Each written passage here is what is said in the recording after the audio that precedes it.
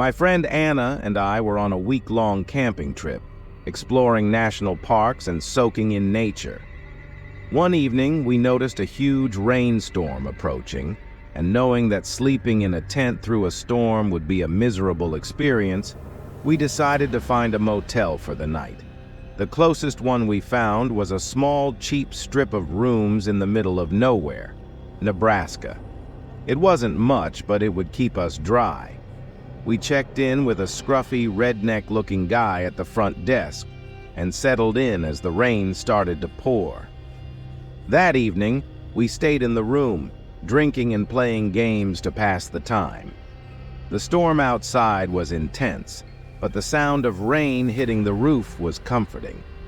Around midnight, we decided to call it a night and went to bed, the steady downpour lulling us to sleep. At some point in the middle of the night, I woke up, unsure of what had disturbed me. As I lay there, I noticed a faint light stretching across the room from the door. Confused, I sat up and looked more closely, realizing that the door was open just a crack, the chain lock being the only thing keeping it from opening further. The sliver of light from the hallway outside illuminated the room, and my heart began to race. I glanced at Anna, who was still sound asleep, and realized it wasn't her who had opened the door. Now fully awake, I got out of bed to check what was going on. As I approached the door, I saw something that made my blood run cold. An arm was reaching through the small gap, fingers fumbling with the chain, trying to undo it. Pure adrenaline kicked in. I rushed toward the door and slammed it shut with all my strength, crushing the arm in the process.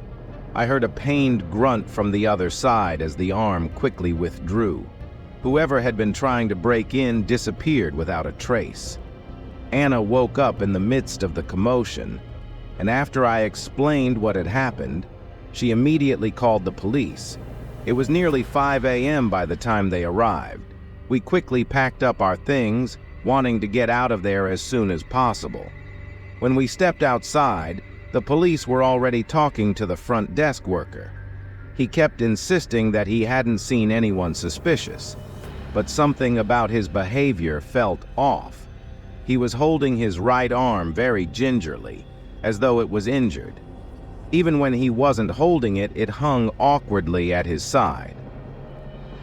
Anna and I exchanged a look. We both suspected that it had been him trying to break into our room. Before we left, we informed the police of our suspicions. They assured us they would look into it, but we never found out if anything came of it. As we drove away, I couldn't help but feel a strange sense of satisfaction.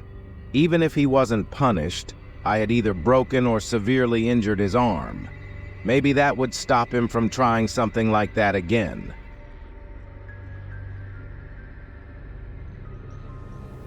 My friends and I decided to take a vacation to France, excited to explore the beautiful sights and indulge in the vibrant nightlife. We booked a hotel that wasn't overly luxurious but comfortable enough for our stay. It had a few nice amenities, and overall we were happy with it, especially considering the price. On the last night of our trip, we went out to party one final time before heading home. It was a wild night full of dancing, drinks, and laughter. We didn't get back to our hotel until late, but since it was the last night, we weren't ready for the fun to end just yet.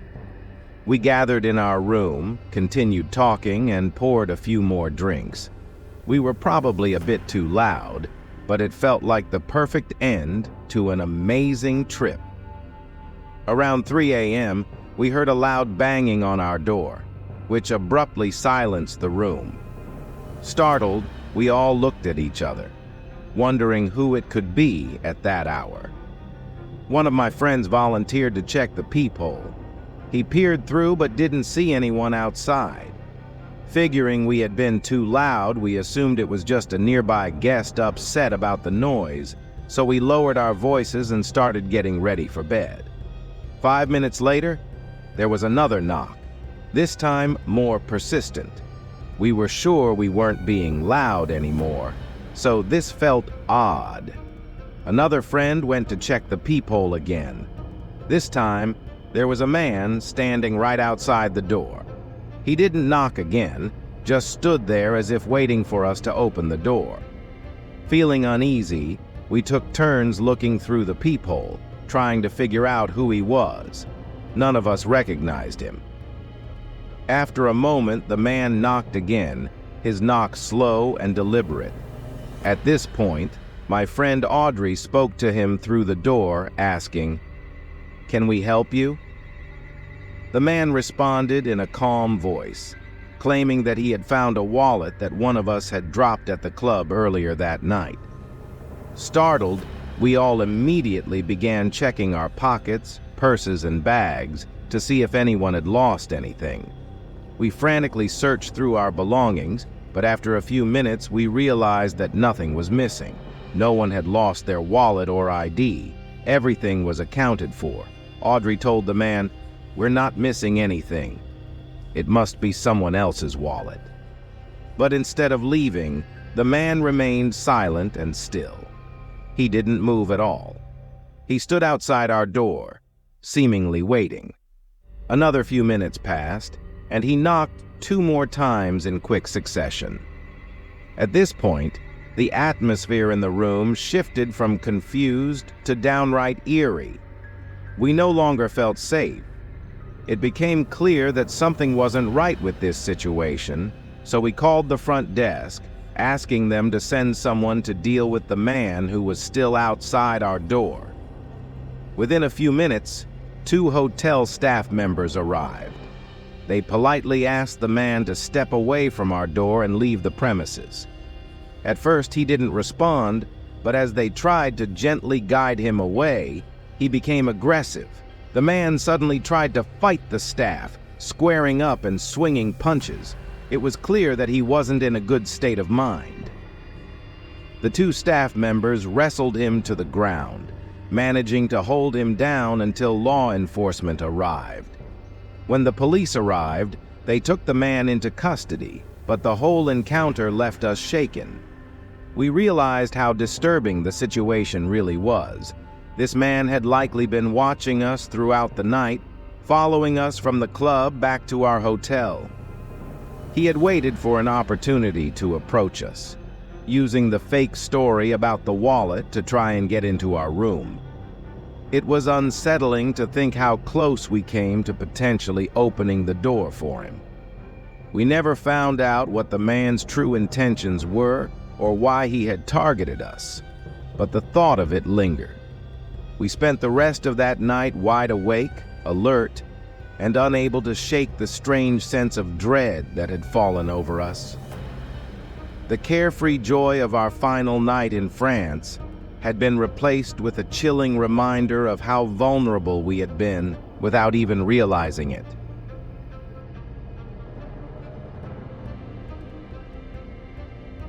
It was late October, the time when autumn chills the air and the daylight fades faster than expected.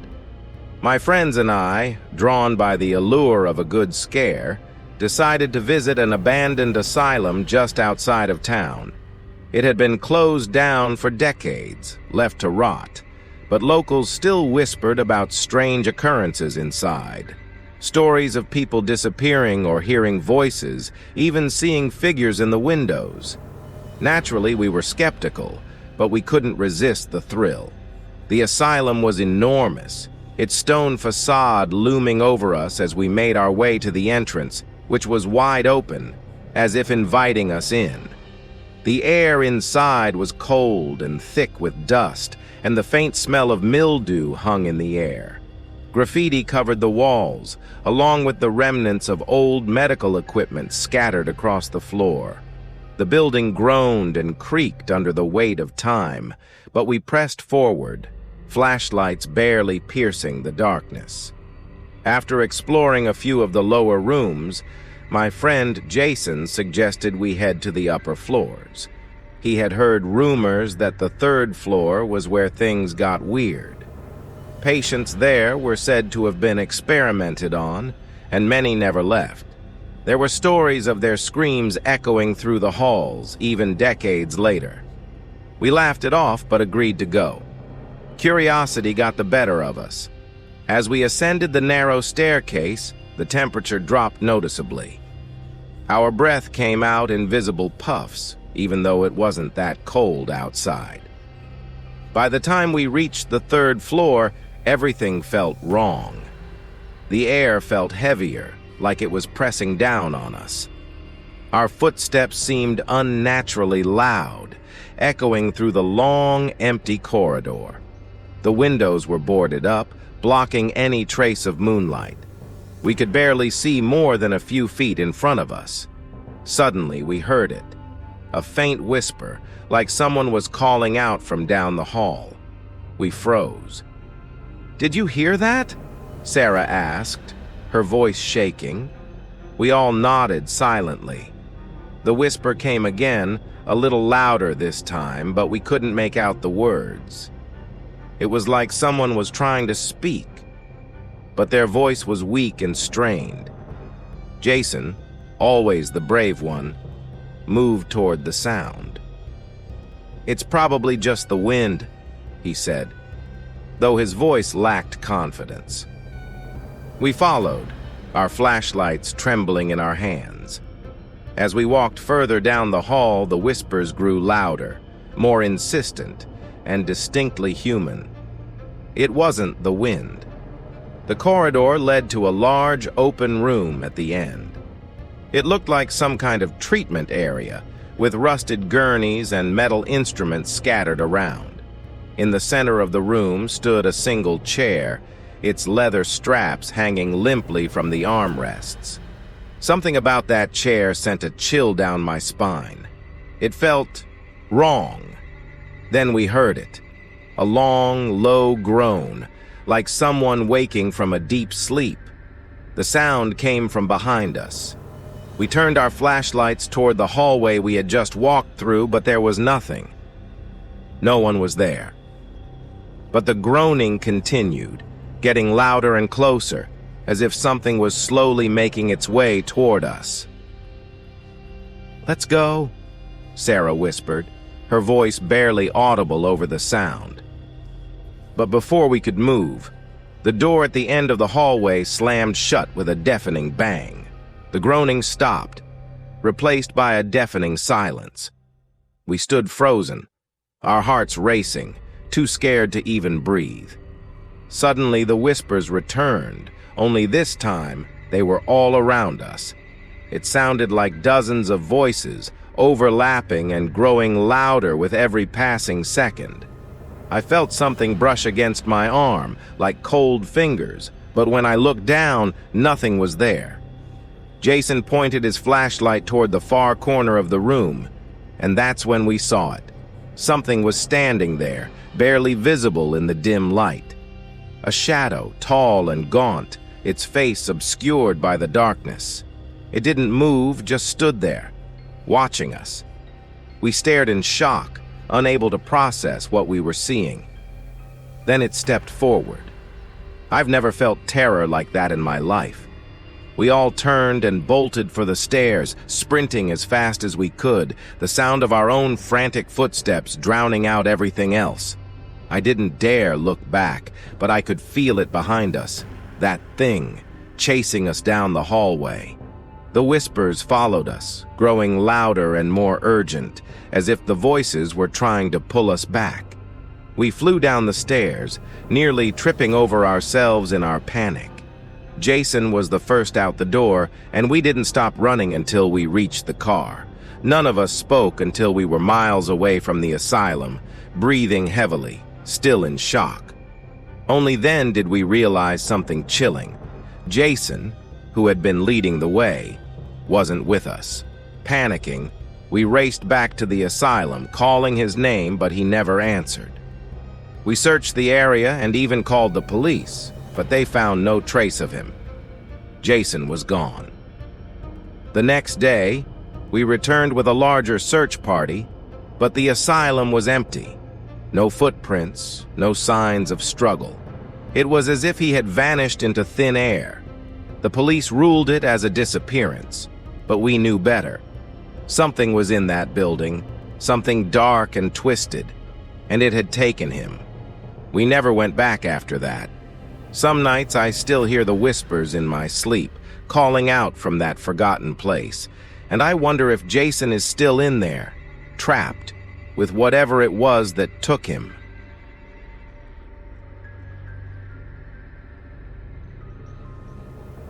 It was a tradition in our group to spend Halloween night exploring haunted places.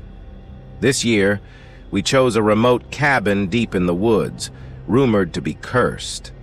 The cabin was abandoned after its owner mysteriously disappeared, leaving behind only cryptic carvings on the walls and strange objects scattered around the property. Locals called it the Lost Cabin, and for years, no one dared to go near it. We arrived just before sunset, the trees casting long shadows as the forest grew darker. The cabin stood eerily still, its wooden planks weathered and creaking. There was something unsettling about it, even from the outside. The windows were shattered and the front door hung slightly ajar, as if someone or something had been inside recently. With our flashlights in hand, we stepped inside. The air was thick, musty, and cold. Dust hung in the air like a fine mist, and the floorboards groaned under our feet. Old furniture was strewn around, and strange symbols were carved into the walls. None of us could recognize them. They didn't look like typical graffiti, more like ancient runes or warnings. We laughed it off, trying to ignore the growing unease. Jack, always the brave one, dared us to split up and explore different parts of the cabin. Against our better judgment, we agreed. I took the upstairs, while the others stayed on the ground floor. As I ascended the stairs, the temperature seemed to drop even further. My flashlight flickered, but I shook it, telling myself it was just the batteries. The second floor was small, just 2 rooms. One door was slightly open, the other completely shut. I decided to check the open one first. The room was empty, except for a large mirror propped up against the far wall. Its surface was fogged over despite the cold. As I got closer, I realized the fog wasn't on the mirror. It was inside. I wiped it with my sleeve, but the mist stayed, swirling slowly. Something felt terribly wrong. I stepped back, and out of the corner of my eye, I saw a figure in the mirror, a shadowy silhouette standing just behind me. Heart pounding, I spun around, but no one was there. I ran out of the room and headed toward the closed door. My flashlight flickered again as I reached for the handle. This door was different from the others. It was heavy, almost metallic, and had strange symbols carved into it like the ones downstairs. When I turned the knob, it felt icy cold, and I had to use my full weight to push it open. The room inside was empty except for a single old chair in the center. Unlike the rest of the house, this room looked untouched by time. No dust, no broken windows, just that chair facing the far wall. On the wall in front of it were more symbols, larger and more intricate. They seemed to pulse slightly, like they were alive. Suddenly, a loud crash echoed from downstairs. My heart skipped a beat. "Guys!" I shouted, racing down the stairs. But when I reached the ground floor, the others were standing completely still, staring at something in the corner. I followed their gaze and froze. A figure was standing there, tall, gaunt, its face hidden beneath a hood. It wasn't human.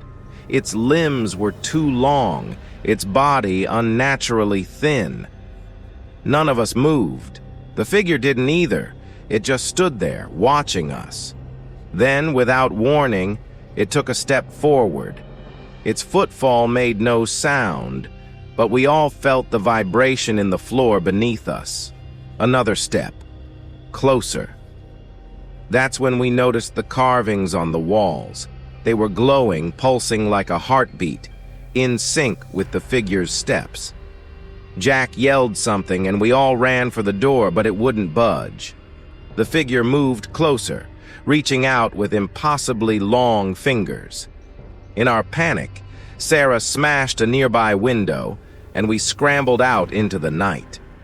We ran as fast as we could through the forest, not daring to look back. But even as we left the cabin far behind, we could feel it following us. Something dark, something ancient, had awakened in that cabin, and it wasn't going to let us leave so easily. We eventually made it back to the car, gasping for breath, and sped away from the forest. None of us spoke for a long time, too terrified to process what had just happened. But as we neared the town, Sarah let out a strangled cry. We all turned to look at her, and our blood ran cold. Her arm had a strange mark on it, one of the symbols from the cabin burned into her skin, and it was glowing. Even now, months later, Sarah's mark hasn't faded. It pulses occasionally, especially at night.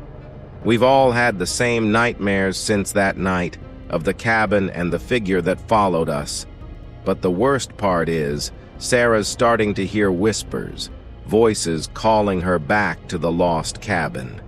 And we all know, eventually, she'll have to go back.